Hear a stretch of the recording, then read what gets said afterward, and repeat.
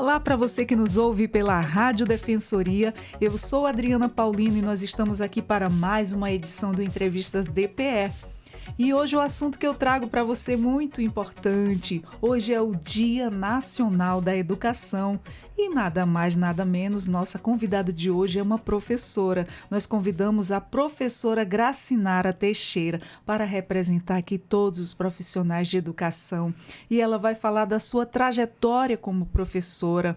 E seja muito bem-vinda ao Entrevistas DPE, professora. Muito obrigada, Adriana. É uma satisfação, uma alegria muito grande estar aqui na Rádio Defensoria e mais ainda nesse dia aí importante, como Exato. Você falou. Hoje é o Dia Nacional e também Internacional da Educação. Então, Exatamente. É uma alegria para mim muito grande estar participando desse podcast. E é um prazer em recebê-la, professora. Sinta-se à vontade, a casa é sua. Para nosso começo de conversa, né? Hoje nesse dia memorável, o dia aí da educação, e vamos falar da sua trajetória e representando aí todos esses profissionais batalhadores aí que formam todas as profissões, que eu tenho muito orgulho. O que inspirou você a seguir aí a carreira de professora desde tão jovem? Pois é. E essa inspiração vem da minha própria casa. Eu venho de uma família de educadores. Minha mãe é professora também e ela foi uma grande inspiração para mim. Então, desde criança, eu já queria ser professora. Olha que bacana. Já dava aula em casa. Não vou falar minha idade, mas agora vou... Vai dar uns spoilers. Já com aquele quadro verde, o giz na mão, dava aula na garagem de casa. Já faz tempo, hein? Faz tempo. Mas nem aparenta, tá? Nova, super conservada. Como é que foi aí a sua experiência, né, no magistério? E como é que ela influenciou aí a sua escolha pela área da educação? Desde jovem, veio o interesse de trabalhar com a educação, né? Ensinar pessoas e, além de ter a minha própria mãe como inspiradora, a gente sempre encontra nas escolas profissionais, professores que são inspiração. Verdade. Sabe? Então, eles trazem para a gente o melhor que tem nessa nossa profissão. E ali foi um grande momento em que eu me descobri com vontade de fazer o meu ensino médio, não no que a gente hoje chama de ensino médio regular, mas um mais técnico, e eu fui para, na época, era a Escola de Formação de Professores, magistério, e aí eu fiz meu ensino médio lá. Olha que bacana. Eu também fiz o magistério. Olha aí que coisa boa, duas professoras. Eu fui professora de ensino infantil há um tempo atrás, mas aí eu gostava muito pelo fato de gostar de crianças. Eu amo crianças, né? Mas aí a paixão pelo rádio, nossa, pesa muito. E quais foram os desafios que você enfrentou aí ao longo da sua trajetória como educadora e como é que superou? Os desafios, você sabe, vêm a cada dia. Sim. Né? Ainda bem que nós somos resilientes e conseguimos superar. Uns mais rápidos, outros um pouquinho mais demorado, mas eu acredito que todos nós conseguimos. Isso é importante porque quando a gente fala em ser professor, e como você falou que trabalhou com os pequenininhos, né, os mais jovens, a gente não domina todas, né? Hoje a gente chama de componente curricular, né? Antigamente era matéria, disciplina, a gente não consegue dominar tudo. Então, isso é um primeiro grande desafio, porque você entrava na sala de aula para dar aula de todos os componentes, matemática, ciências, né? História, Exato. geografia, português. Então, você precisa se desdobrar e estar ali estudando para poder passar o melhor do que você aprendeu, do que você estudou, para um universo gigantesco ali de criaturas bem diversas, singulares, né? Exatamente. Nós somos seres singulares. Então, cada um aluno ali, cada uma aluna é diferente. Então, isso é um desafio para o professor a cada dia, né? Nós encontramos, cada vez que entra na sala de aula, a gente encontra pessoas diferentes. Verdade. Isso é um desafio. São criações diferentes, educações diferentes e realmente é um desafio muito grande. E hoje nós temos, né? Não que nós não antes não ocorresse isso, mas hoje nós temos nacionalidades diferentes na sala de aula. Sim. E é um outro desafio. Outro desafio também. Essa eu não peguei na minha época. mas com certeza deve ser um grande desafio pela questão linguística também, né? Estão em fase de adaptação, de tanto você às vezes entender como eles também te entenderem também, né? Já é, mas aí com o dia a dia isso vai se adaptando. E de que forma a sua formação acadêmica, né, como com a graduação e o mestrado, contribuiu aí para a sua prática pedagógica? Olha, foi fundamental. Eu sempre falo assim, eu sou cria, né, de escola pública. Já trabalhei muito tempo em escola privada, também particular. Não tenho nada contra o ensino, mas isso como são situações que você precisa estar se desdobrando. E a gente sabe que as universidades, elas são uma das portas abertas para nos levar a uma qualificação profissional. Então, eu tive o prazer de ter excelentes professores na Universidade Federal, né? Tanto a minha graduação em letras, que houve uma troca, né? A gente passa por mudanças e a gente se questiona. Quando eu entrei na faculdade, eu não sabia, né? Sou bem jovem, então a gente não fazia nada pela internet, era tudo no papelzinho. Era tudo no papel. Então, eu tive dúvida em ser professora de português, porque eu era apaixonada por inglês e, na verdade, eu queria ser tradutora de livros. Olha que legal. Não sabia se eu queria ser professora de história, porque eu sou apaixonada por história, ou advogada. Só que, quando chegou lá, o coração palpitou mais para o lado, então eu fiquei com português, inglês, depois eu tive que mudar, né? As adversidades que a vida traz, eu tive que mudar para português e literatura, mas eu acho que tudo tem um sentido e hoje é a grande paixão que eu tenho. E tanto na graduação quanto no mestrado, eu tive professores que conseguiram mostrar o a mais que a gente precisa fazer nessa nossa qualificação e, claro, desdobrar isso na sala de aula. Olha que maravilha. O que você considera aí ser o maior impacto, né, da sua atuação como coordenadora pedagógica? Eu fui coordenadora pedagógica por 5 anos no estado e 3 anos numa escola particular. Então, quando a gente é o professor, a gente está só ali naquele nosso mundo, né, que a gente se sente confortável, na nossa zona de conforto. Mas quando você passa para uma outra área, no caso da coordenação, você, além de lidar com os alunos que estão ali na escola, os estudantes, você também lida com professores, com os pais, os responsáveis do aluno. Você vai ter relacionamentos com os outros profissionais da escola, da secretaria, de limpeza. Então, tudo isso, né, faz parte da escola. A gente não vê a escola compartimentada, a gente vê nessa união. Então, isso aí foi difícil, porque você lida novamente com pessoas e cada um traz a sua particularidade. Então, isso foi mais difícil e principalmente quando você trabalhava na formação, né? Nos encontros pedagógicos, o que você levar de conhecimento de leis, de metodologias, sugestões de livros, para que os professores também tivessem essa capacitação para atuarem na sala de aula. Então, isso foi bem relevante. Nessa sua longa trajetória, nessa sua longa experiência que você tem nessa área, formada, né? Quais mudanças você percebeu na educação ao longo dos anos, né? E como é que elas afetaram o seu trabalho como professora? Eu acho que a grande mudança a gente teve há poucas décadas, que é a questão da globalização e a internet, juntamente com, né, os aparelhos celulares, os smartphones na nossa vida. A gente teve o período da pandemia e isso foi um impacto muito grande. Foi. Nós tivemos avanços, mas também tivemos alguns retrocessos, tanto para o lado, né, do caso do discente, com seus responsáveis, como para nós docentes.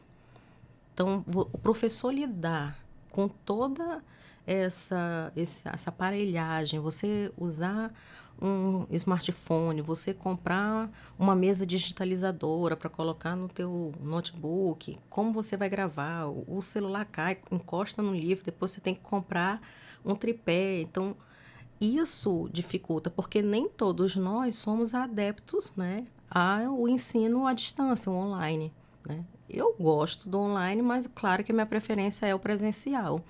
Então, isso foi um impacto muito grande.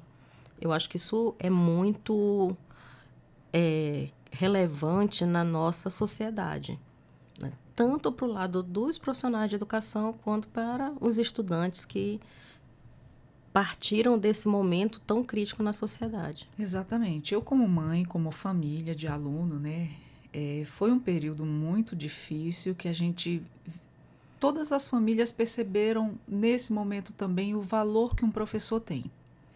Porque por mais que o pai ou a mãe se dedique ali a ensinar seu filho, naquele ensino à distância, né, pelo celular, o professor passava as atividades e principalmente, professora, para os alunos que estavam em período de alfabetização.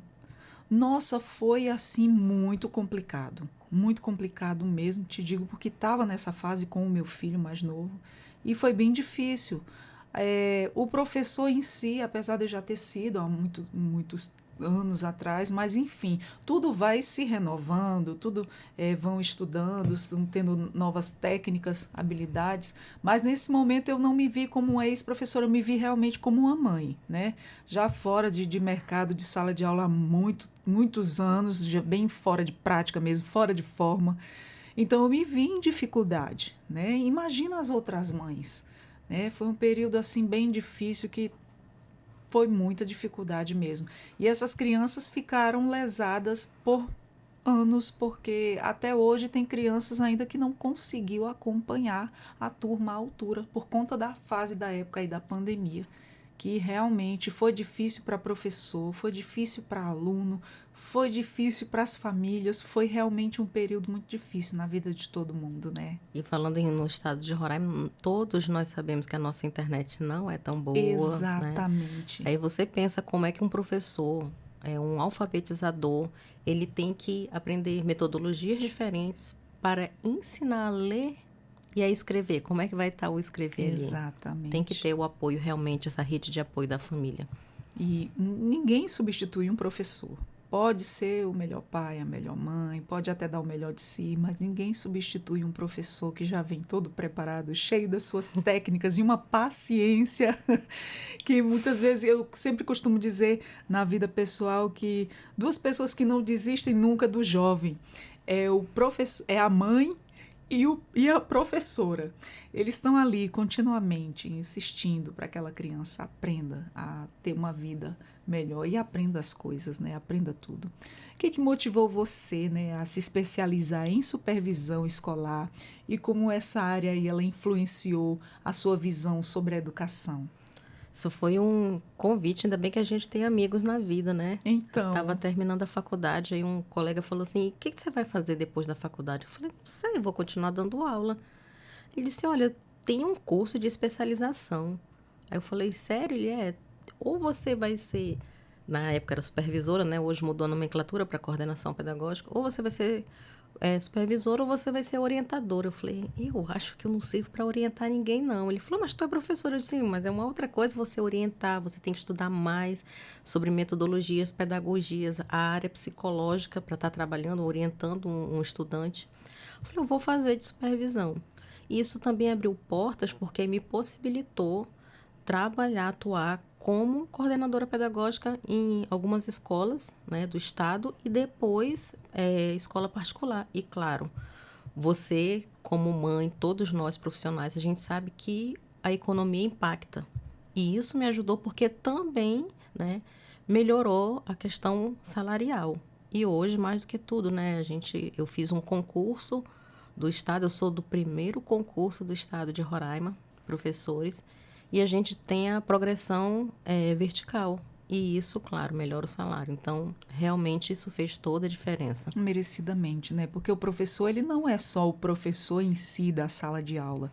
Ele é psicólogo, ele é um pouco pai, ele é um pouco mãe, ele é um pouco tudo na vida daquela criança. Você acaba sendo um pouco de tudo ali. Às vezes, até quando aquela criança, falando aqui em criança, mas me referindo a alunos como um todo, não tem aquele devido carinho em casa, aquela atenção, o parar, o ouvir, aquele olhar específico que o professor tem de detectar tudo ali na criança, né? E isso é perfeito, isso é Isso admirável. reflete, como você disse, até no ensino superior. Exatamente. Você acredita que a tecnologia ela tem um papel importante na educação? Como é que tem trabalhado aí com ferramentas digitais em sala de aula hoje? É bem diferente, né? Aquele Sim. período nos trouxe, nós tivemos que aprender como se usa a expressão aos trancos e barrancos, né? Mas apesar de toda essa questão hoje da restrição do celular na sala de aula, ela é uma ferramenta que também serve para nos auxiliar. Olha, não é minha área, né? Mas eu gosto também de geografia, você lembra? A gente levava mapas, atlas para a sala de aula, e hoje você coloca isso na tela, né, de um celular, ou no caso da sala de aula, numa retroprojeção que você vai fazer, numa televisão, algumas salas têm a TV para você colocar isso. Eu já na sala de aula já levei os alunos para a gente visitar museus, né? Tá estudando a literatura, vai mostrar, então, ó, vamos entrar aqui no museu, né? No Museu do Rio de Janeiro, lá de Petrópolis, para ver como era no período da regência. Isso vai unir a área histórica com a área da literatura, que era o romantismo que eu estava trabalhando. Então, isso só foi permitido pela tecnologia. Então, isso é importante. Ajuda muito até no ponto que não atrapalhe, Olha, né? você é do rádio, né? Estão lendo aqui um material que está num livro didático e tem essa música. Tinha uma música da Gal Costa. E os meninos, professora, a gente nunca ouviu essa música. Espera aí, vou colocar aqui o rádio, vou Isso colocar aqui uma facilita plataforma, muito. vamos ouvir na voz da cantora, né? Vamos cantar todo mundo junto, vamos observar. Nesse aspecto facilita muito, né? Facilita. Quando o aluno leva o celular para a escola e fica olhando outras coisas que não tem nada a ver com a aula, né? Até aí tudo bem. Quando é para uso do aprendizado, aí tá tudo certo. E como é que você vê a situação da educação em Roraima, especialmente aí nas áreas periféricas? Um grande desafio, né, para o nosso executivo, tanto estadual quanto municipal. Então, você veja, tanto o governador quanto o prefeito, com todo esse apoio da Secretaria de Educação, voltando novamente à parte da imigração. Então, são situações que eles precisam observar, professores que precisam de qualificações diferentes, né? Uma abertura maior para isso, nesses cursos, que geralmente são realizados no começo do ano por essas instituições, pela Secretaria de Educação, mas também do próprio professor. E aquilo, a gente acredita que tem vaga para todo mundo. Como é que a gente vai fazer essa busca ativa dos estudantes, dessas pessoas que estão precisando? Então, essa entrada todo dia, né, de um a mais, que a gente sabe que vai estar lá na sala de aula, vai impactar.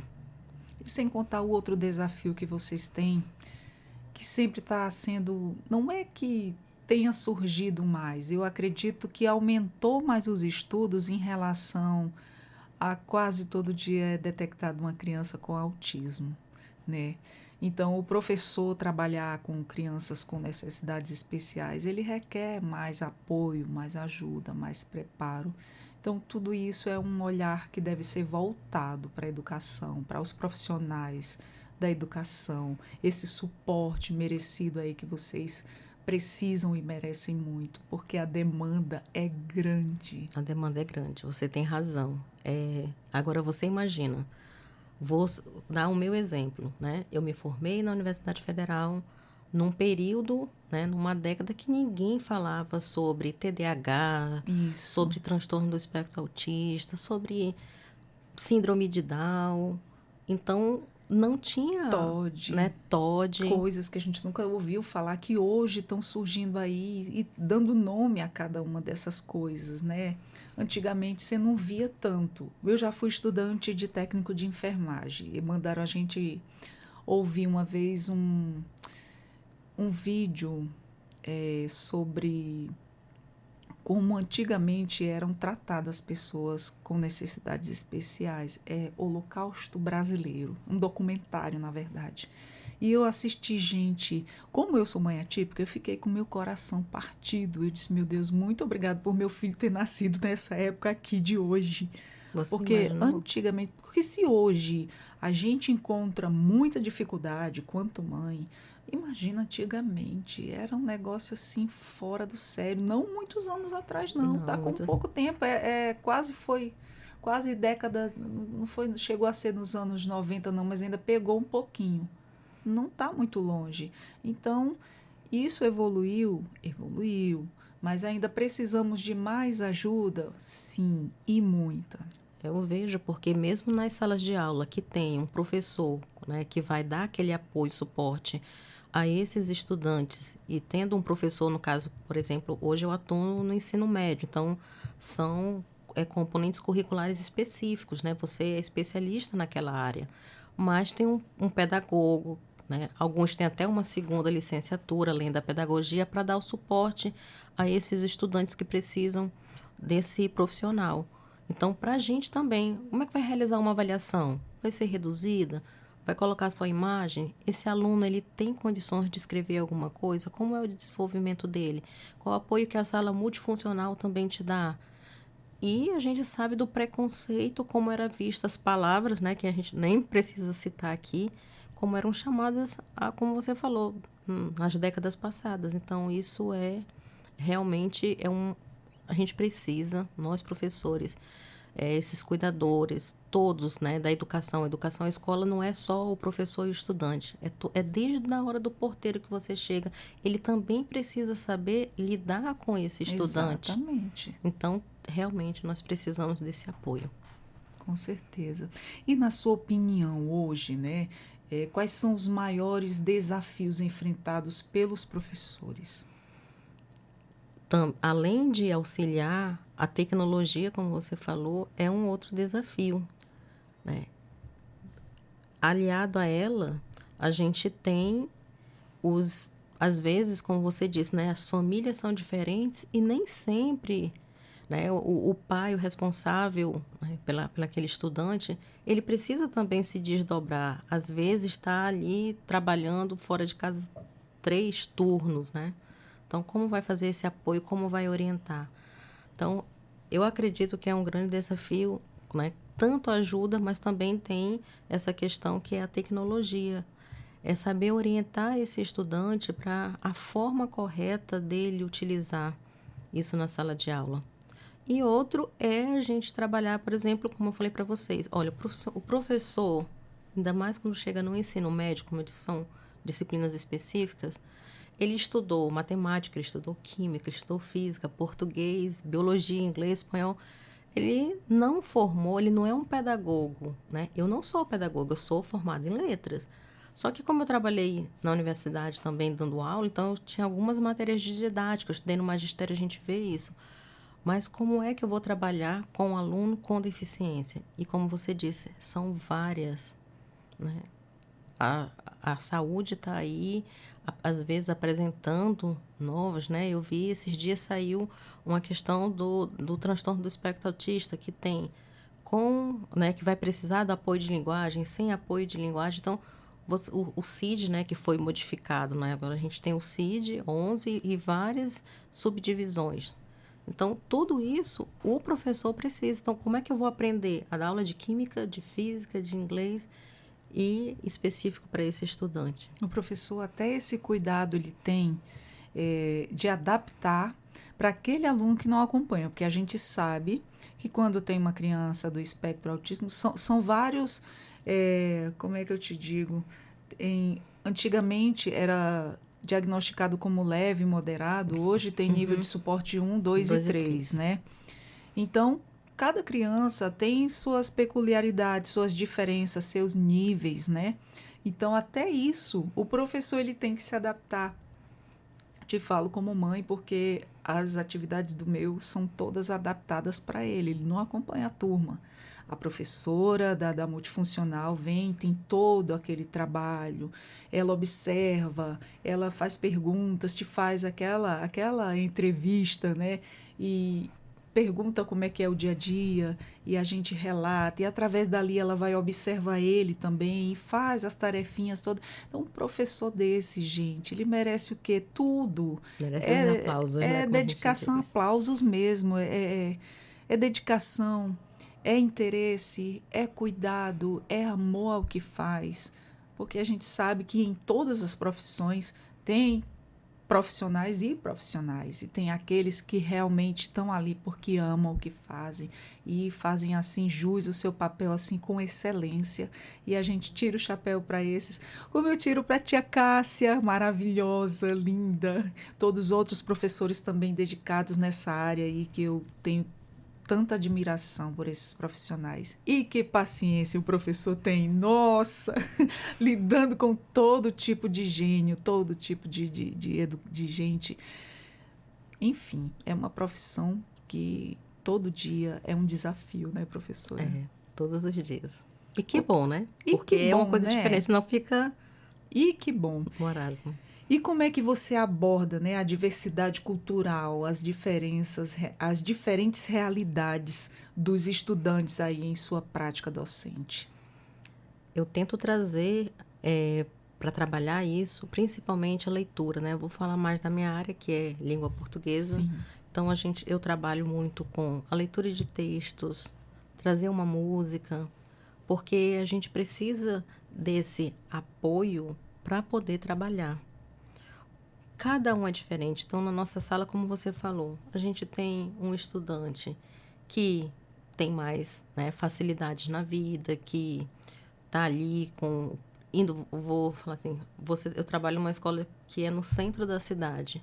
E a gente vê os alunos chegando, né, com os pais de carro, e tem um aluno que vem de ônibus lá do Vila Jardim, porque foi num sorteio, porque queria estudar ali e conseguiu a vaga. Então, você vê, são realidades diferentes.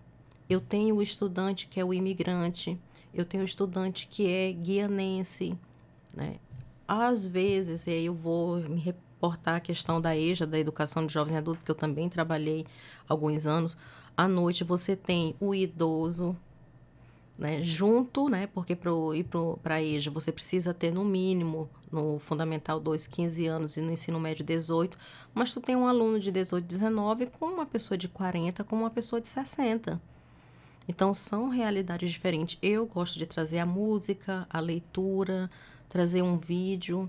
E olha, às vezes o aluno, ele também te ensina, né? Eu Sim. digo que eu aprendo todos os Também. dias, né? Celular, você às vezes, quero gravar tal coisa. Não sei, como é que eu faço isso? Chama Nossa, aquele aluno. parece que essas crianças de hoje, eles já nascem assim sabendo essas tecnologias novas, né? Nossa, é incrível. Veio uma palavra diferente. O professor de português não sabe tudo. Às vezes a gente acha que o professor de português sabe tudo, a gente não sabe. E essa palavra aqui? Não, professor, eu sou do Nordeste, isso aqui a gente usava muito na minha região. Ensina aqui pra São gente. os ditos, né? Os ditos inventados assim, Nossa, eu sei qual é. Às vezes você não sabe o significado da palavra, né? Mas quer dizer tal coisa. Nossa. Hoje você falou que é o Dia Nacional e Internacional da Educação, mas também da cultura afro-brasileira. E a gente tem uma lei para trabalhar a literatura, a cultura afro na sala de aula.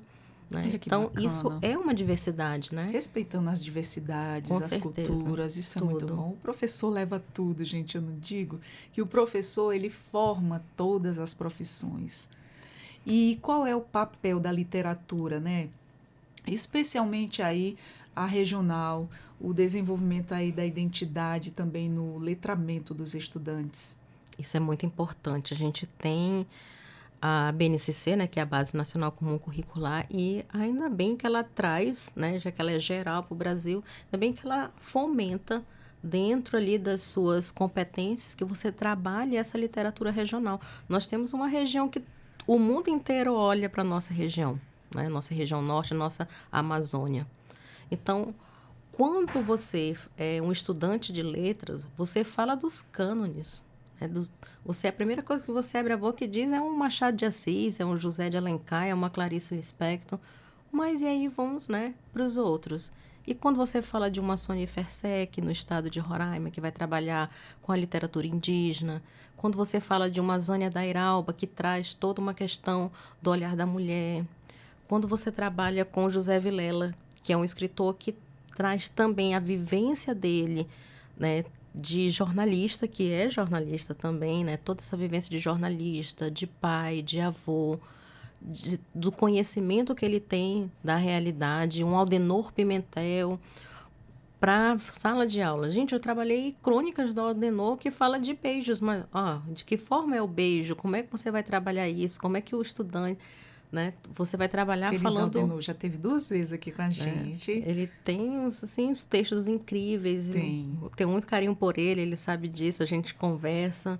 Então, a gente precisa fomentar esse estudo. A literatura, ela abre caminhos para a gente. Quais são os países do mundo que você já visitou? Aí você pode dizer, eu estava lendo um livro e visitei a Alemanha, né? Visitei a Itália, visitei... Eu costumo dizer, a gente viaja através da leitura. Viajamos através da leitura. Porque quando você foca ali naquele livro, você se interage ali naquela história, fica focada lendo aquilo ali, você viaja através da leitura. Teve uma vez que eu nunca me esqueci, eu estava lendo um livro, inclusive eu estou até terminando de ler um ali, eu não estou encontrando tempo, mas eu vou terminar, estou pelo meio ainda. 5 minutos, 10 minutos todo dia. Aí eu estava lendo um livro, eu estava tão mergulhada na história do livro, que aí uma pessoa de casa disse, nossa, tá interessante, hein? Que você nem pisca. Eu disse, tá muito legal a leitura. Cheguei uma vez, semana acho que retrasada, no quarto da minha filha, ela rindo. Aí, o que foi? Ela, não, nada não. Aí eu abri a porta de novo, ela rindo, de que você tá rindo? Nada, mãe. Não, tu tá rindo de alguma coisa, de que ela? Mãe, da história, eu tô lendo um livro aqui, tá muito engraçado. E fazer também, como eu falei, todo dia a gente aprende. Tem uma saga, né? A saga Crepúsculo. Sim. Saga Crepúsculo, nunca tive vontade de ler. E um dia eu passei, né? Vamos trabalhar, vamos fazer um teatro na sala de aula. Levei os autores mais consagrados da literatura brasileira. E na hora do intervalo eu desci e fui no refeitório com os alunos. Cheguei lá, os meninos lendo. Eu falei, vocês já leram o livro que eu passei pra gente fazer a peça teatral? Não. Ué, vocês não leram o livro tão fininho, vocês estão lendo esse aí tão grosso, de que fala? Não, professora, fala de vampiro, fala de lobisomem. Eu falei, me presta. A senhora é a 7ª, é a 8ª, tem uma lista para ler. Que no caso, é uma literatura que não é nem nacional, nem regional, né? Que eles chamam de um best-seller, porque já foi utilizado, né, há algum tempo em outros, né, países. Então, isso também é importante, mas eu acredito que a literatura regional, a gente precisa dar vez e voz para a gente poder se identificar. Com certeza. Seja ela nossa, da região norte, no caso que eu sou daqui, né? Ou das outras regiões também. Então, a gente tem que trabalhar, sim, essa literatura regional. Com certeza. Uma coisa eu pude observar em relação a livros que já viraram filmes, e eu já assisti o filme e já ter lido o livro. O livro vem com riquezas de detalhes. O filme está ali, imagem, tudo ilustrado, o visual todinho ali, o audiovisual. Mas o livro vem com uma riqueza de detalhes. Ler um livro é inigualável. Para que eu vou ler o livro se eu já assisti o filme? Não é a mesma coisa. Conta a mesma história, mas o livro vem com riquezas de detalhes. Isso que eu pude observar, pelo menos no livro A Cabana. Eu li primeiro o livro, depois assisti ao filme. E eu achei o livro muito mais detalhado. Foi bem interessante. É raro você ver um filme, assistir a um filme e dizer que ele foi melhor que o livro. Muito difícil isso acontecer. Dentro dessa riqueza, por exemplo, a Universidade Federal, ela sugere livros, né, para leitura para poder construir a prova de língua portuguesa. Então, o que a gente teve nos 2 últimos anos, por exemplo, foi o Alto da Compadecida. Então, às vezes, o aluno ele não queria ler porque muito. queria assistir ao filme. E chegou a ter uma questão na prova que não estava no filme, né? Então, quem leu o livro conseguiu responder a questão com muito mais confiança, com muito mais certeza do que aquele que apenas assistiu o filme e não tinha, né? No filme não apareceu essa parte. Exatamente. O livro vem com muito mais riqueza de detalhes, muito detalhe mesmo. Eu pude comprovar isso nessa comparação. Li o livro primeiro, depois assisti o filme. Porque depois, se eu fosse assistir o filme, eu ia ficar com preguiça de ler o livro. Eu digo, eu já assisti o filme, já sei a história, mas não é. Então, eu li a história primeiro e depois assisti o filme. Foi bem interessante eu ter feito essa prática. E fala pra gente, professora, quais são as estratégias aí que você utiliza, né, para motivar os seus alunos, incentivá-los aí a se engajar no processo de aprendizagem? Olha, eu acho que todos os professores, a gente se faz e refaz. Aquele a gente se vira Sempre, nos 30 né? Verdade. na sala de aula. Eu não sei contar piada, né? Mas tem um professor que ele utiliza uma piada para começar a sua aula. Tem outro que leva uma mensagem. Tem o professor que tem o dom de cantar e usa isso como metodologia. Quantos professores não dão aula levando um violão, não só de português? A gente pensa, de português, mas leva uma música e conta uma parte da história do Brasil, que aquele cantor, aquela letra daquela música está relacionada. Canta uma música que fala sobre as questões de química. A gente tem música do Titãs que se você fala de doenças, isso é para aula de quê? Para aula de biologia. Então, que doença é essa? Então, acho que são várias estratégias, né? E que despertam eu gosto muito, né? eu sempre falo assim, eu quero respeitar você e quero ser respeitada. Mas por muitas adversidades que a gente tem, né, e cuidados que a gente precisa ter com os estudantes, mas eu ainda sou, Gracinara, né, eu gosto muito de ser carinhosa, de ser empática com os estudantes. Então, essa é uma grande estratégia, porque você precisa ser acolhido. Com certeza. A gente consegue chegar a 100%? Não. Mas a gente tenta fazer a nossa parte. A gente sempre dá o melhor da gente todo dia, né? Cada dia a gente tenta dar o melhor.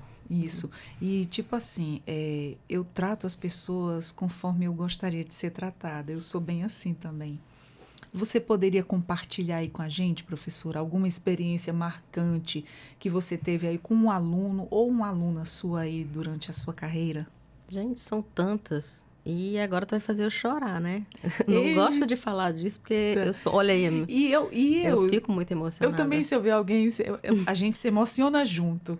Mas compartilha com a gente, porque eu sei que deve ter muita história aí guardada nessa memória. Tem muita história bonita, tem muita história triste também, né? Já, por exemplo, há uns anos, após a pandemia, a escola nos recebe, a coordenação, né? Já fiz esse papel e sei como é difícil para o coordenador estar ali naqueles primeiros dias, fomentando o conhecimento com a gente, para trabalhar, trazer uma dinâmica para a sala de aula. E aí, os professores da área de linguagem, nós escolhemos um texto, fomos trabalhar, e aí eu falei, eu tenho, nessa série aqui, eu tenho um dia mais de aula aqui na outra, vou trazer o aluno está escrevendo, vamos fazer uma roda de conversa e tal, e falei, na hora de corrigir, eu falei, senta aqui do meu lado, vamos conversar, me explica por que tu respondeu isso. Isso foi uma coisa triste, porque em uma das perguntas, a gente descobriu que aquela estudante de ensino médio, o pai batia nela, batia nos irmãos, batia na mãe. Existe uma violência. Uma violência, né? Isso é triste, porque... É muito triste. Né, como é que você vai... né? Eu, no caso, nunca vivenciei isso, graças a Deus. Mas como você vai interagir, você vai agir diante disso, de uma estudante? É uma coisa triste. Então, você procura aquela rede de apoio que a escola já te dá, para levar essa criança, para vir para as outras instituições fora da escola para apoiar. Então, isso é uma experiência que é triste, mas também outra é bonita, quando, no caso, o aluno aprende a escrever. Na época, né, com o ensino médio... É uma emoção muito grande. Eu trabalhei com um aluno que meu Deus, esse aluno não sabe escrever, esse aluno não consegue ler. E, assim... Parece que do dia para a noite, que a gente sabe que não é assim, né? Não é, o processo né? Não é lento, rápido, né? É lento. E vai de cada um também, de cada um.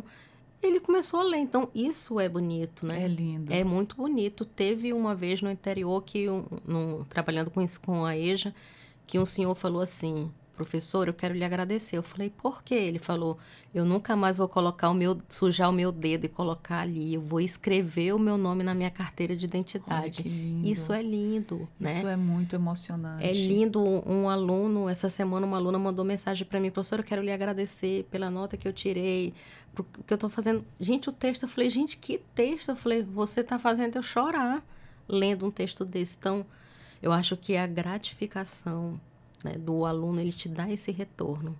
Todos dão? Não, né? As pessoas são diferentes. Mas quando você tem esse retorno, isso te emociona, né? Emociona para as coisas boas e também você se emociona por uma situação que é mais difícil. Exatamente. Você acaba vivenciando um pouco ali a vida de todos eles, né? em meio a dificuldades, em meio a alegrias, tristezas, e muitos deles se sentem à vontade em compartilhar com a professora. Eu nunca me esqueci de um fato também, de que quando eu dava aula, sempre para criança pequena, teve um aluno que a mãe trabalhava, não tinha condições, ele muito pequenininho. Na época nós chamávamos de terceiro período, né, que já mudou. Então eu dava aula no terceiro período, ele foi atravessar a faixa na frente da escola e foi atropelado. Ele entrou de uma vez, não esperou, não olhou o carro, muito pequenininho também, não tinha ninguém acompanhando ele. E aí todo mundo correu na escola, todo mundo se mobilizou, levando ele para o hospital da criança.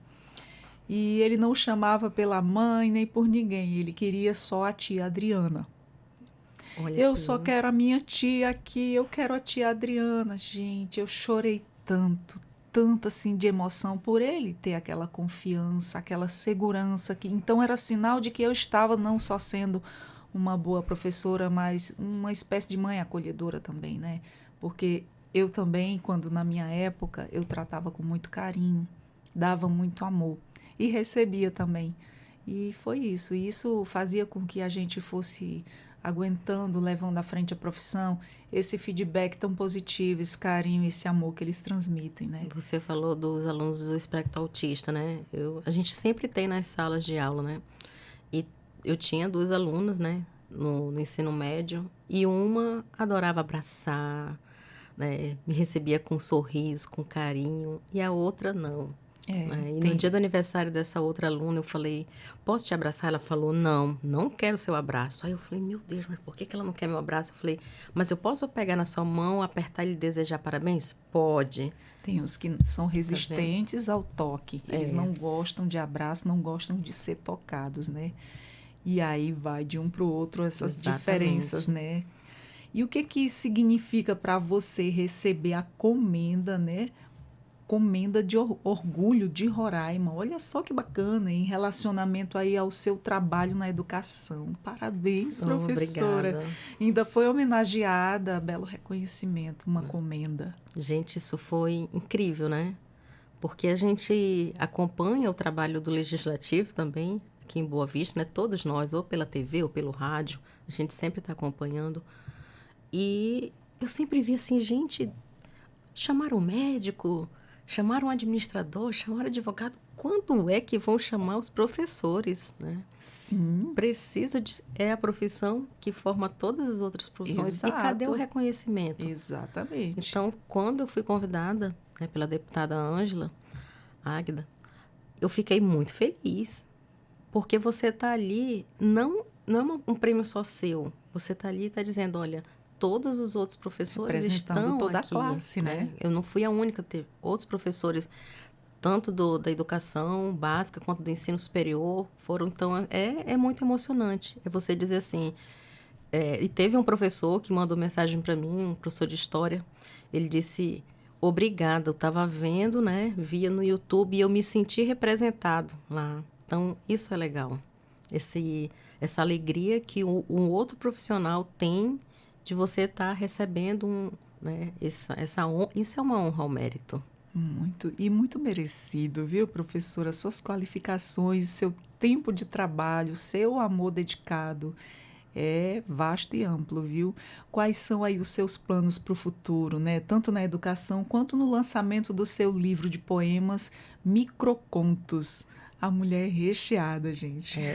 A gente tem sonhos, né? Diz que a gente tem que plantar uma árvore, escrever um livro, ter um filho, né? Já plantei uma árvore, tenho uma filha. Sim.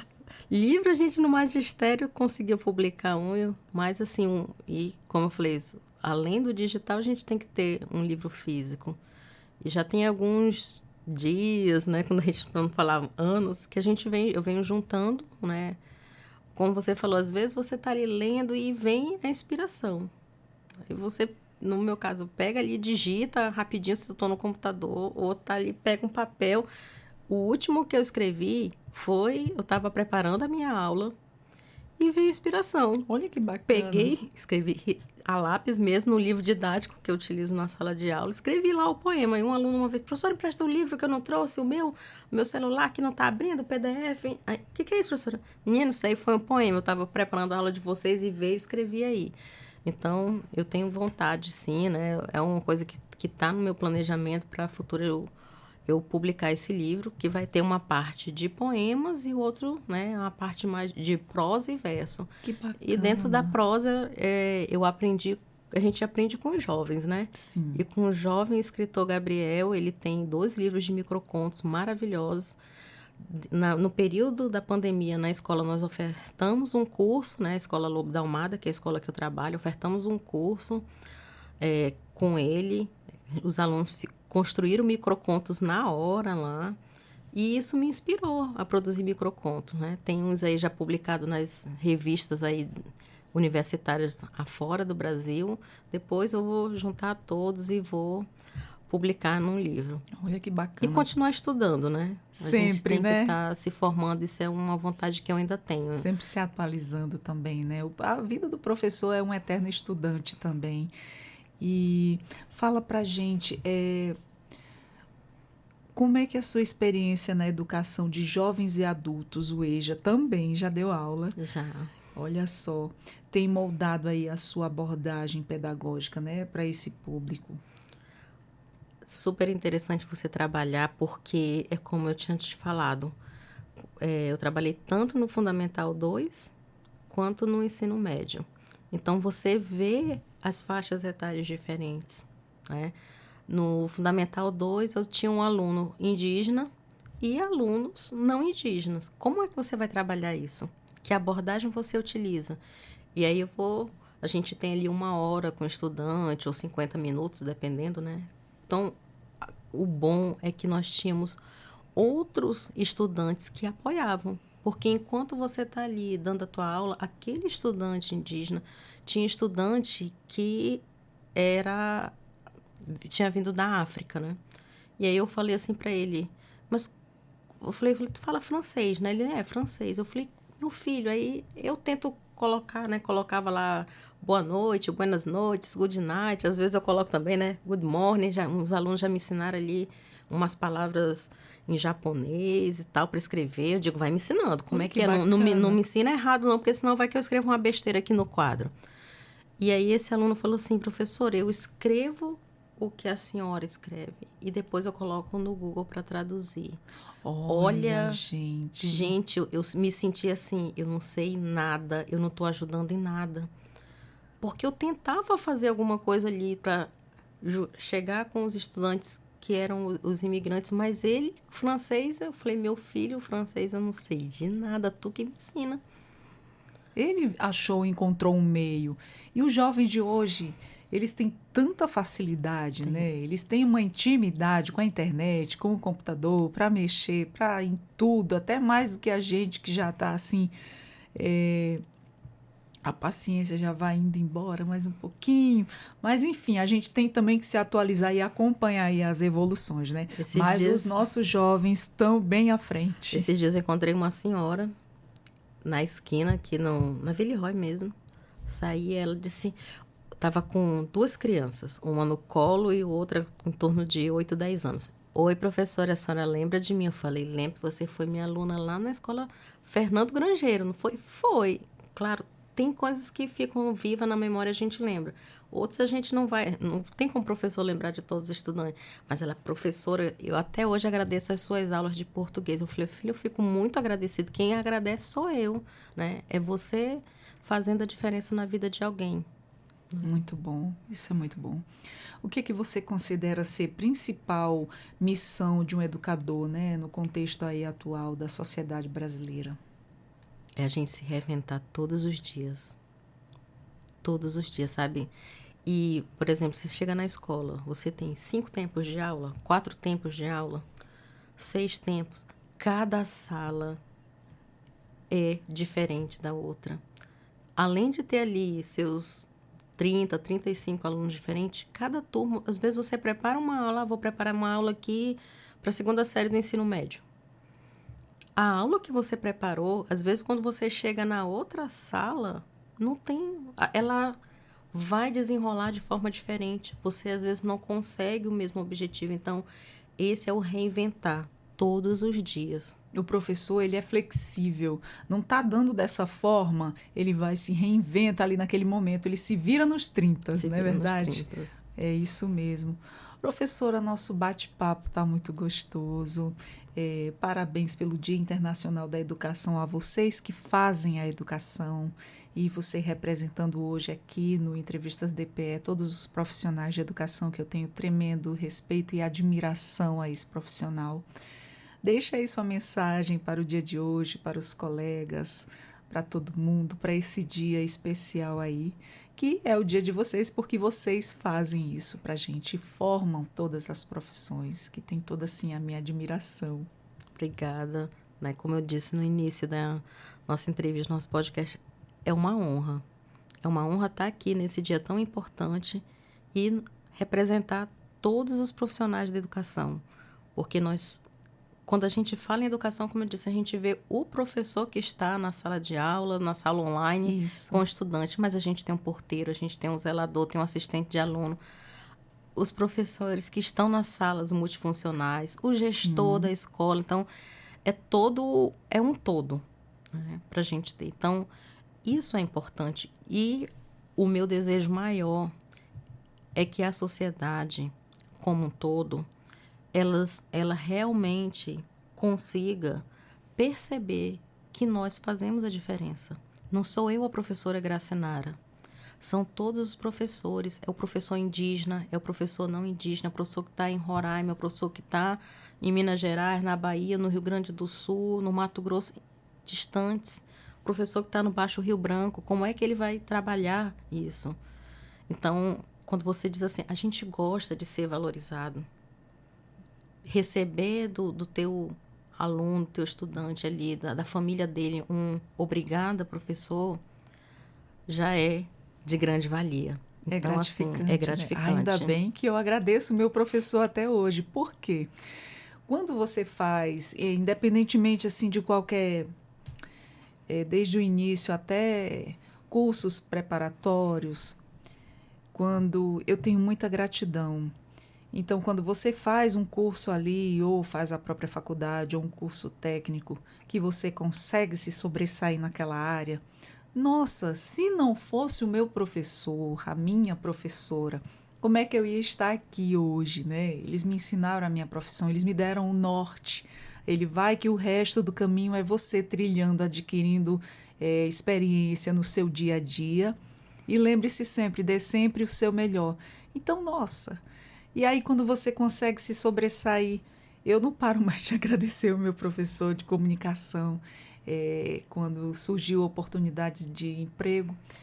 E aí eu fiquei muito feliz e realizada. Eu fui lá no PV dele, o professor, muito obrigada. Ele disse, o mérito é seu também. Eu digo, e do senhor também, porque se não fosse o senhor me ensinar, como é que eu ia estar aqui hoje? Se não fosse o senhor para me nortear, como é que eu ia estar aqui hoje? Meu, muito obrigada, professor. Sou tão grata. Então, em nome de todos que aprenderam, que hoje têm uma profissão por conta de um professor que ensinou nesse Dia Internacional da Educação, eles que nos ensinam aí, nos dão norte para a vida. Isso muda muito a vida de todo mundo. A educação, ela faz transforma. Sim a diferença, ela transforma a vida, ela nos dá oportunidade. Sim, abre portas. Com certeza. Abre caminhos. Professora, muito obrigada. Eu que agradeço, Adriana. Volte aqui para falar do seu livro. Olha aí, assim que eu sair... Já está convidada, viu? Muito obrigada por estar aqui com a gente. Obrigada, nesse dia tão legal, o Dia Internacional da Educação, e tendo aqui uma representatividade muito ótima, maravilhosa e excelente para estarmos conversando sobre esse dia, para estar falando também da sua história. Meu muito obrigada. Eu que agradeço e lembre-se, a educação, como você falou, transforma a vida. E vamos ter essa esperança na educação. Com certeza. Entrevistas DPE está sempre de portas abertas. Muito obrigada. Nós conversamos com a professora Gracinara Teixeira, hoje no Dia Internacional da Educação. Espero que você tenha gostado da nossa conversa. Meu muito obrigada. Nós vamos ficando por aqui. Eu sou a Adriana Paulino. Até a próxima. Tchau, tchau.